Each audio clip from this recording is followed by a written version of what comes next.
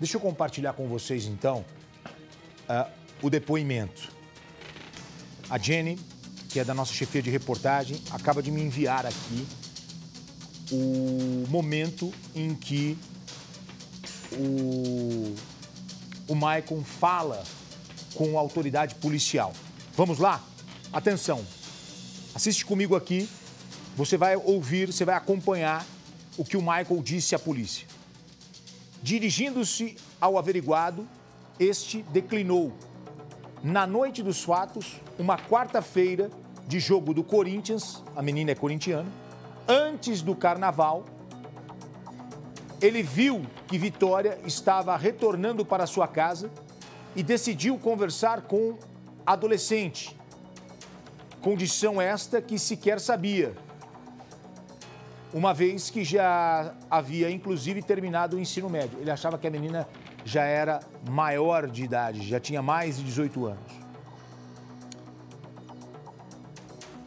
Ele disse que teve um envolvimento com Vitória há cerca de 1 ano e meio, mas trocou apenas alguns carinhos com a menina. Vitória foi abordada, ele disse que trocou alguns carinhos com ela, mas ele era comprometido. Ele já se relacionava com a esposa e diz que a menina passou a ameaçá-lo, afirmando que contaria o pequeno deslize à sua esposa. Então vai ao encontro justamente do que o Altair Moraes falou aqui. Eu vou contar para tua mãe, eu vou contar para tua esposa. Você fica me cantando aqui? É o que ele diz, tá? Não necessariamente é a verdade, só estou reproduzindo o que ele disse, é a confissão dele. Naquela noite, quarta-feira, ele foi então esperar por Vitória no ponto próximo ao spa, não tendo certeza se ela chegaria por ali ou se ela ia para o outro ponto, o ponto do Doca. Ele viu o último ônibus passar, entretanto não tinha certeza se Vitória estava em seu interior. Vitória não desceu no ponto do Doca e ele decidiu ir embora. Ocorre que o caminho de sua casa coincide com o ponto final de Vitória e ele passa por ali. Percebeu que Vitória estava caminhando, tinha descido naquele local. Ele para o carro, chama a menina para conversar. E mesmo já passando 1 ano, ele chamou a respeito do fato, mesmo tendo passado já mais de 1 ano. Quer dizer, ele chamou a menina e falou: Vitória, lembra de mim? Poxa, a gente conversou aquela vez, será que a gente não pode conversar? Vitória parou e ele falou: entra aqui, ofereceu uma carona para ela. E aí, quando ela entrou, ele falou: você não vai vir com aquele papo de contar para minha esposa. Olha o que diz aqui, ó. Atendendo ao seu chamado, ela entra no carro. Quando ele começou ali a explicar, ele pedir que não falasse com sua esposa, porque não fazia sentido, já que quando ficaram juntos, mal tinham começado o namoro com a esposa. E aí ele passa... teria se exacerbado, tentando lhe agredir, infligindo alguns arranhões no pescoço, que inclusive ainda estavam presentes quando da sua oitiva. E ela chega a arranhá-lo, e o arranhão que causou a cicatriz em seu antebraço esquerdo, a qual não sabe dizer como foi produzida, tendo falado naquela mesma oportunidade que se tratava de uma queimadura. Ou seja, ele começou com um papo estranho, a menina já foi logo tentando sair do carro. Ele segurou, ela o arranhou. Ela já foi para cima dele, deixou marcas nele. Olha aí. Peraí, gente, peraí que agora mexeu aqui. Vamos lá.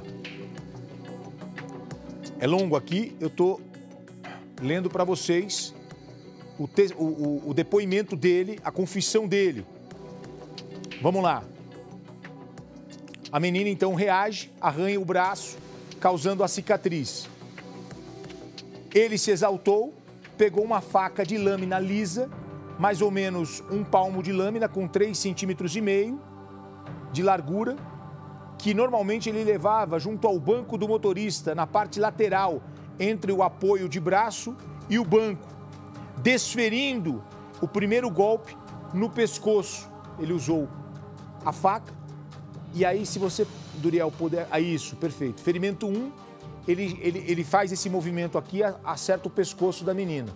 O segundo, perto do peito, ele é destro. Ele pegou a faca com a lâmina para baixo, para facilitar a estocada. Pelo que se recorda, ele disse que deu apenas 2 golpes, não podendo falar acerca da profundidade. Mas foram 3, na verdade, segundo os exames, né?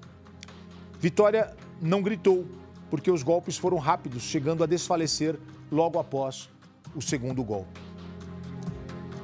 Quando chegou em sua residência, colocou a moça no porta-malas, pegando uma enxada em sua própria residência, tomando o caminho que sai por cima, próximo a um condomínio.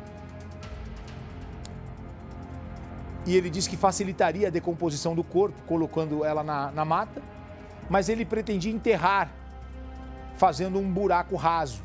Abandonou o local, indo para casa muito nervoso, deixando o carro na rua.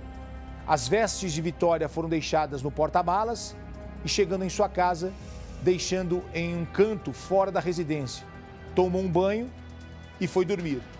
Não conseguiu dormir, não falando com ninguém a respeito do ocorrido. Levantou-se por volta das 7 da manhã e foi trabalhar. Foi trabalhar, como se nada tivesse acontecido, gente. Trabalhou até às 17 horas.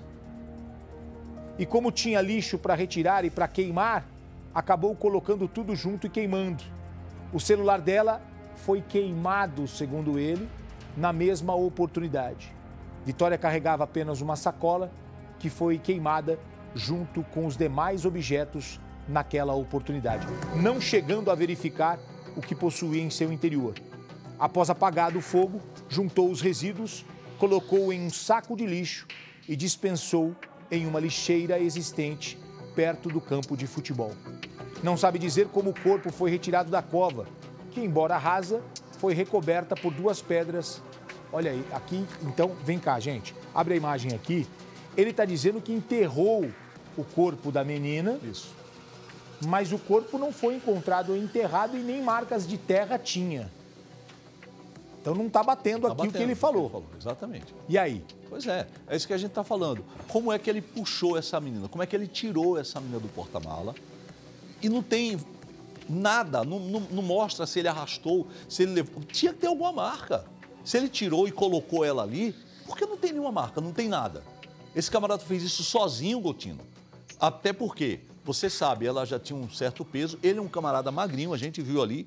Então, que força descomunal é essa para tirar sozinho, para levar até a mata, para não deixar nenhum vestígio, nada, não tem nada.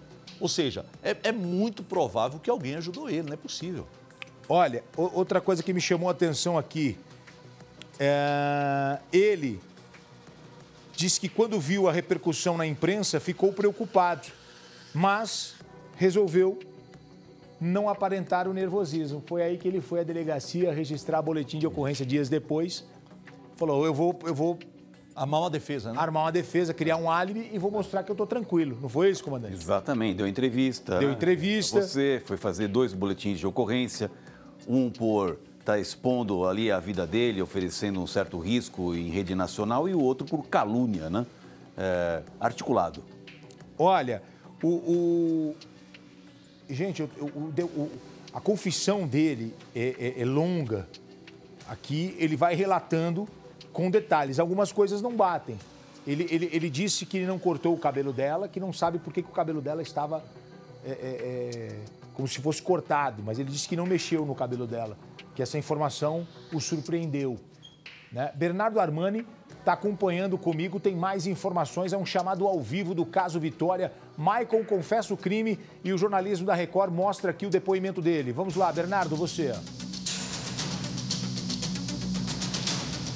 Coutinho, mais detalhes dessa confissão, uma confissão longa, mas que também traz algumas dúvidas, né? Ele diz que enterrou o corpo, não sabe quem teria desenterrado Vitória. A perícia não encontrou vestígios de terra no corpo. Então, essa é uma das primeiras dúvidas aí desse relato. Lembrando, é o relato de Maicon. Não quer dizer que tudo o que ele disse aí é a verdade. Tanto é que a polícia não trouxe tantos detalhes da confissão assim para a coletiva de hoje, apenas esclarecendo o que eles encontraram na investigação, o autor, motivação e alguma dinâmica de como teria sido feito. O Michael dá mais detalhes aqui, diz também que não sabia que o cabelo havia se desprendido do corpo da Vitória, que não teria feito nada disso com o cabelo dela. E ele fala que a faca utilizada no crime, ele teria se desfazido, jogado em um rio ali da região, em aquela área rural, em uma estrada próximo ao caminho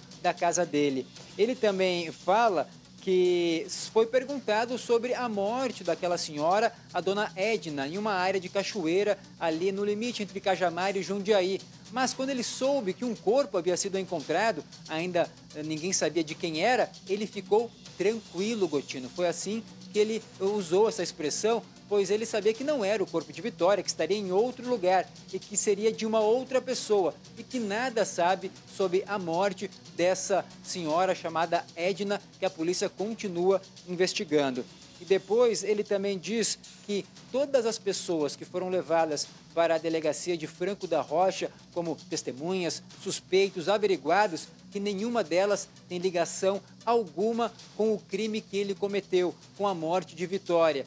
Disse, inclusive, que não havia outra pessoa no carro junto a ele. Ele foi perguntado disso durante esse interrogatório, durante a confissão, que ele teria agido sozinho.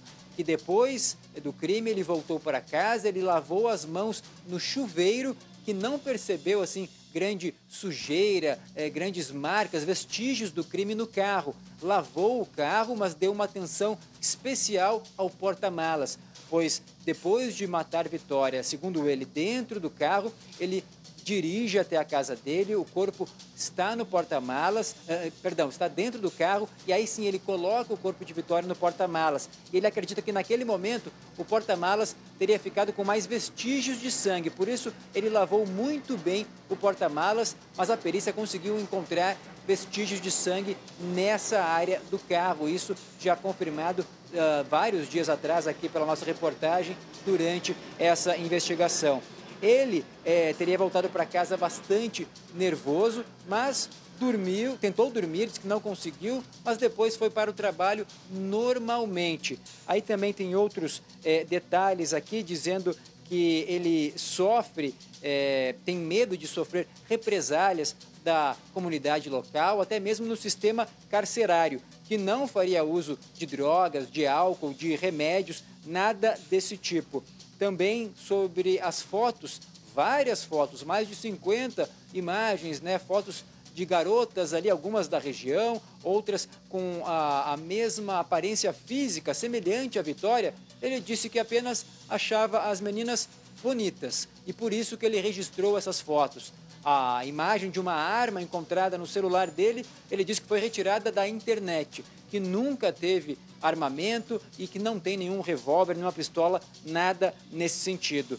E esse depoimento, essa confissão, é encerrada exatamente à 00:12 já do dia de hoje, dessa terça-feira. Então são muitos detalhes aí para a polícia trabalhar esses detalhes na investigação e a principal dúvida realmente é essa. Ele disse que não encontrou muitos vestígios de sangue no carro depois do crime. Lavou o veículo, essa foi uma das primeiras contradições da polícia, contradições encontradas, pois ele havia dito no começo, Gotino, que não lavava o carro há mais de 20 dias. Mas quando a polícia chegou ao veículo, ele estava completamente limpo, quase impecável, Gotino. E outra, o Bernardo, você tem razão. 2 golpes no pescoço da menina e pouco sangue dentro do carro, quase impossível com esses ferimentos proporcionados por ele. Vem cá, detalhe interessante, cheguei num ponto aqui da confissão. Ele diz que não bebe, não faz uso de drogas não fuma, não faz uso de tabaco, não usa drogas, não toma remédios controlados, diz que não ameaçou nenhuma das testemunhas e disse se é ou não integrante de uma facção criminosa. Estou com um depoimento aqui, estou compartilhando com o Bernardo Armani, trabalho da Jennifer Neto aqui. Eu achei muito interessante uma coisa. Ele ficou assustado vendo na televisão quando falaram que poderia ter a participação de uma facção criminosa. Por quê? Sabe o que ele diz no depoimento? Vamos lá. Não integra qualquer facção criminosa, mal tendo conhecimento de como eles agem. O que ele quis dizer aqui? Olha, falaram que eu tinha envolvimento com a facção criminosa pela forma que eu matei a menina. Não. Eu não tenho envolvimento com facção criminosa nenhuma, ele está dizendo aqui, ó. Então incomodou ele isso, porque ele não quer ser atrelado como integrante de uma facção criminosa. E nem sei como ele age, né? Ele falou, né? Nem sei como ela age, não sei como age, né? Tanta informação que existe, o camarada dizer que não sabe como uma facção criminosa age. É muito difícil, né? Ele não saber, né, Gotino? E esse assunto, né, Gotino, ele foi trazido por conta do encontro do corpo. Tinha ali aquele corte de cabelo. Característica, né? Cortar o cabelo de uma mulher é uma punição que normalmente é atribuída à facção criminosa.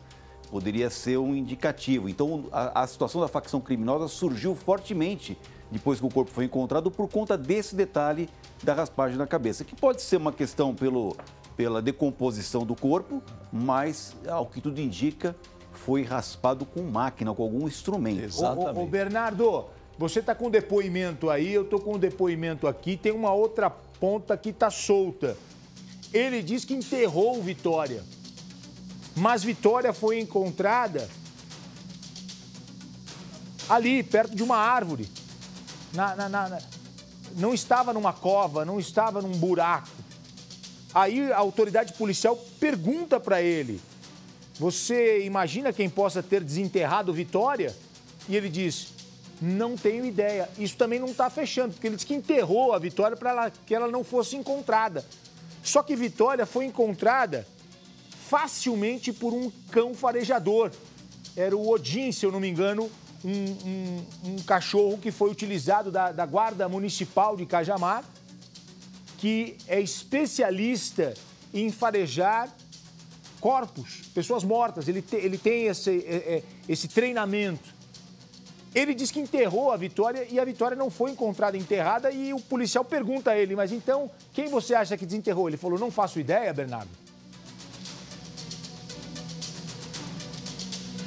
Exatamente isso. Esse é um grande ponto de interrogação. Como ele confessa, dizendo que enterrou, mas ela foi encontrada ali, jogada em meio à área de mata, sem vestígios de terra ou algo parecido. O que a polícia conseguiu confirmar foram as ferramentas encontradas próximo ao corpo, a pá e a enxada, que pertencem ao padrasto de Michael, confirmado por ele na delegacia. Disse que haviam sumido essas ferramentas, haviam sumidas aproximadamente 7 dias antes da Vitória ter sido encontrada. E também, das ferramentas terem sido encontradas, o que bate com o tempo de desaparecimento da Vitória. Então a polícia já sabia que o Michael sabia onde pegar ferramentas, teria fácil acesso a elas, teria levado essas ferramentas para o local, mas não enterrou o corpo por algum motivo. Mas fica essa dúvida. Ele disse uma situação e a polícia encontrou outra situação. Uma outra dúvida também é muito grande, viu, Gotino? Ele fala que o motivo de ter matado ela, de ter ido ao encontro dela, que teria entrado no carro por livre e espontânea vontade, foi para pedir que ela não contasse nada à esposa dele, do caso que eles tiveram no passado, já há mais de 1 ano e meio. Então ela ficou 1 ano e meio segurando esse segredo do caso deles, ameaçando ele, sabe? É bastante tempo para o crime acontecer 1 ano e meio depois. Então são questões que a polícia está levando em consideração, que a investigação também tem que levar muito em consideração, pessoas próximas à Vitória que talvez possam confirmar ou não esse caso. A polícia não tinha ouvido nada parecido com isso até então, pelo menos não ficamos sabendo durante a investigação.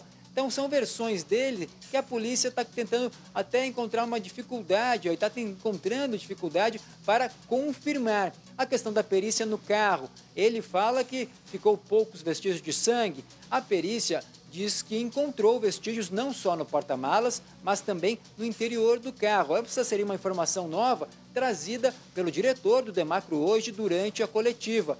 Agora, nós conversamos com vários peritos aqui no Cidade Alerta. Eu conversei com um deles, inclusive, perito criminal, e nesse tipo de crime, esse tipo de ferimento, com um corte até no pescoço, Gotino, eles acreditam que os vestígios de sangue no carro seriam muito maiores, muito mais fáceis de serem detectados por cães farejadores e pela própria perícia, pelas técnicas. E em nenhum momento isso foi dito durante a investigação, apenas hoje revelado. Então, essa é uma outra situação de estranheza. O corpo jogado no local, sem nenhum vestígio de sangue em volta também. Desde o começo, a polícia acreditando que a Vitória teria sido apenas deixada naquele local, que o crime, a morte, não aconteceu naquela área de vegetação, porque o local não dizia isso para a polícia. Não havia vestígios de sangue próximo à Vitória, por exemplo. E aí começou aquela suspeita de um possível cativeiro, lembra, Gotino? Pois o corpo teria sido encontrado já morto há alguns dias e não batia com o dia, a data do desaparecimento de Vitória. Então, a suspeita de que ela tivesse sido mantida pelo menos 2 dias em um cativeiro. Por isso, suspeitaram da casa de Michael. Ele disse que em nenhum momento tirou a Vitória do carro. Ele removeu o corpo dela de dentro do veículo, do banco do passageiro, e colocou no porta-malas, mas que não teria entrado com ela na casa. As roupas dela ficaram sim no porta-malas, ele queimou as roupas junto com alguns lixos, com o celular da Vitória, inclusive, diz ter queimado, e uma sacola com pertences que ela carregava naquela noite em que foi raptada por Michael. Agora, dentro da casa, a polícia achou vestígio de sangue. Resta saber de quem, se do próprio Michael, se da Vitória. Então são laudos que a polícia ainda aguarda para confrontar e até confirmar as informações que ele passou nessa confissão. Mas algumas coisas, Gotino, nesse momento, ainda difícil da polícia cravar e das pessoas entenderem. Se ele diz algo na confissão, mas a perícia mostra outra. Então, são situações de dúvida nesse momento, trazidas até pela confissão do próprio autor confesso desse crime, Gotino.